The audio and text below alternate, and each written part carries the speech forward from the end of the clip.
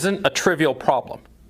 A young man who's been raised by a single mother knows that he is lacking something essential in his makeup, but just can't quite identify it because he's so wrapped up in his own problems. And he knows that he's lacking something and just doesn't know where to go. And of course, the current society is not giving any kind of advice about it because they're saying that, you know, being raised by a single mother is hunky-dory, it's all great, it's all peaches and cream, right? Where you and I and everybody, we know that that's so much bullshit, but that's the contemporary lie that's being spread around. That being raised by a single mother is perfectly fine, A-OK, hunky-dory. It's not, of course.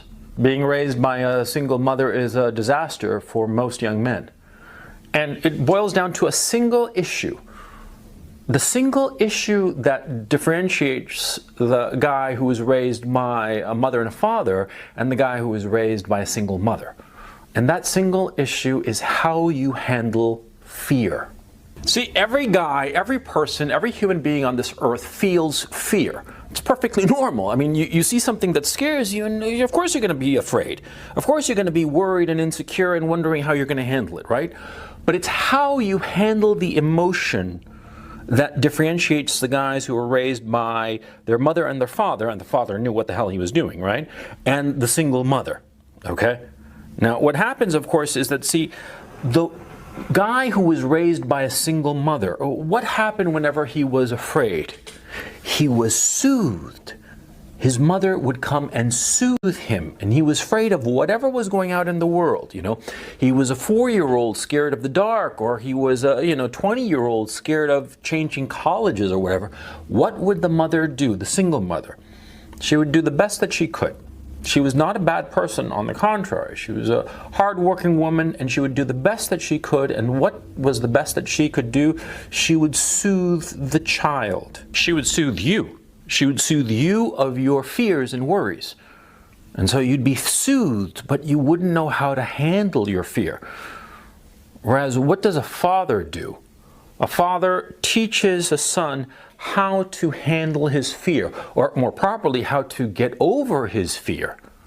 And sometimes he pushes and shoves the child into handling his fear. Sometimes not particularly adeptly, but enough so that the kid learns the tools or gets the tools to handle whatever fear comes his way. Let me give you an example. Suppose you're a 6-year-old, right? And you're learning to ride a bike, right? You get on the bike, and of course you wobble around a little bit and you fall and you scrape your knee and it hurts and you get scared, which is perfectly normal, okay? I mean, that's perfectly fine. We've all been there, okay? Of course we have, right? What does the mother do? The mother goes there and kisses the boo-boo away, soothes the kid, and says, oh, don't worry, you don't have to go on the bike. And that's the mistake. That's the mistake that she's making, and she's not making this mistake out of, being an evil woman or something like that. On the contrary, okay? And the mother wants the best for the kid, and the mother instinctively only knows how to soothe the kid. But the father, what is he going to do? He's going to tell the kid, well, yeah, of course it hurts, but, get back on it. Get back on the bike. Go again. And of course, sometimes the kid is not going to want that. And sometimes the father, ham-fistedly, not very clever in a psychological sense, he's going to start yelling at the kid and tell the kid, get on the fucking bike, kid. Go and ride the fucking bike, right? And the kid, of course, is going to be traumatized and all the rest of it, but he's going to get on the fucking bike, right? Yeah. And the kid is, the father will force him, and sometimes, like I said, ham-fistedly. And the kid will get on the bike and ride again, and eventually master it. He might fall a few more times, sure, but eventually he's going to master it. And he might have resentment towards the father. He might say that the father was a son of a bitch who didn't, soothe him and make him feel all better before he pushed him on the bike again. But you see the point. The kid is going to learn how to go on the bike. He might wind up hating the father, but he's going to be riding the bike. Whereas the kid whose mother just soothed him and calmed him down and told him, oh, you don't have to ride the bike if you don't really feel like it. What's going to happen with him? He's going to be afraid of riding the bicycle.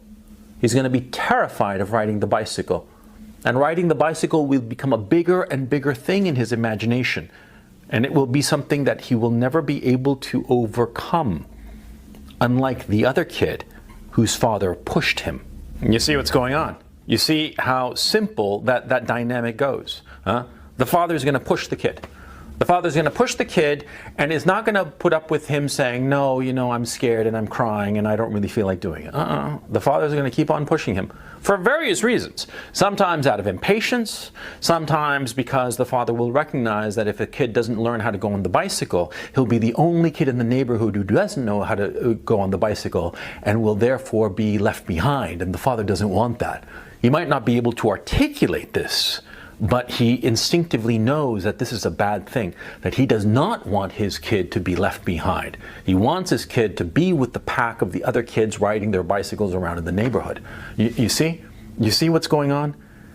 And it's not that the mother is an evil person, and it's not that the father is, you know, pushing the kid to ride the bicycle for no obvious reason. No.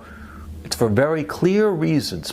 Perhaps reasons that neither can articulate, but those reasons are valid, and they're valid from an evolutionary perspective. And because mothers are supposed to soothe their children. That's the whole point of having a mother. They're supposed to soothe them and care for them. And a lot of times, see, the act of soothing a child is essential to diagnose what's the problem with the child. Because it could be that the child is just having a tantrum, and so the mother soothes him and he calms down, and that's that, right? But it could be that the kid is actually sick. Okay? And if she tries to soothe him and he's still having a colic or whatever, I'm talking like babies, right? Then it's going to be a signal to the mother that something was wrong with the child. See? And so that's why the mother instinctively always tries to soothe the child. But the father, on the other hand, he's pushing the kid forward so that the kid integrates with his peers. Because if think of it from the time that we were hunter-gatherers out in the savannah in Africa, right? We were going out there. It would be the women and the old people and the infants would be out gathering berries and whatnot, nuts and tubers and what have you, so that they could survive. And the men, starting from ages 6 on up, they would all gather together and they would go out as a pack to hunt for the woolly mammoth, get the meat for the tribe. That's what they did.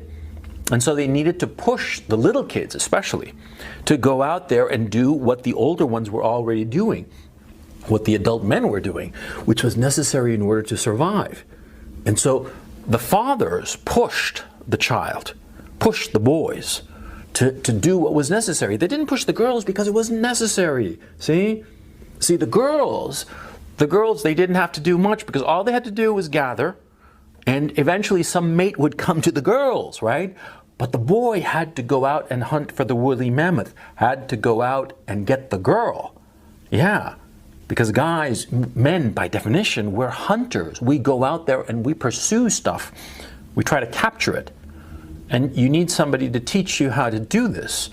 And if you're raised by a single mother, of course, you don't have anyone to teach you how to do this. This, of course, applies to chasing women. Of course.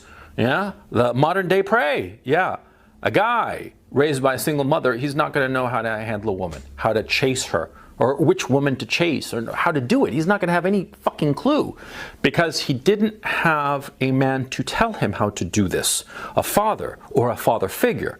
Do keep in mind, see, when I talk about like a hunter-gatherer group, right, and the whole pack of men going off to hunt the woolly mammoth, right, you think that in those hours and hours spent, not just with the father, but the child spent time with the uncles and the longtime family friends, male family friends, right? He didn't learn stuff from them, if only from observing what they were doing. Of course he did. But nowadays, we don't have that luxury. We do not have this extended fraternity. In point of fact, we have the whole societies out hell-bent for leather on destroying any kind of fraternity that can teach younger men how to act, how to behave, how to go out into the world, right? And so it's quite natural that a young man raised by a single mother is not going to know what to do. He's not going to know what to do in terms of getting a girl. And worse still, he's going to listen to his mother's advice, his single mother's advice, as to how to get a girl. And it's going to be a fucking disaster. Yeah, because the single mother, what's she going to tell her son?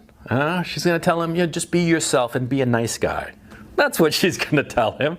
Yeah, which is, of course, the absolute worst advice you could possibly give a young guy insofar as getting women. Yeah. I mean, you tell a poor guy that, he's not going to get laid until the rapture, for crying out loud. And I'm not even a Protestant, I'm a Catholic. And that's how long it's going to take to get laid if you're thinking that. If you're thinking that, just be yourself and just be a nice guy. It's never going to happen, see? A guy, a father, can tell you what it takes to get a girl. Yeah. And what it takes to get a girl is completely different. It's not being a nice guy, and it's not being yourself. On the contrary, it's being what the woman wants, which is solidity, strength. That's what women want. And mild indifference to women. That's what women want. They want a guy who doesn't quite care about women, about that particular woman, whichever woman that is, even if he's crazy about her, but he just projects indifference towards her, and he goes towards his own goal.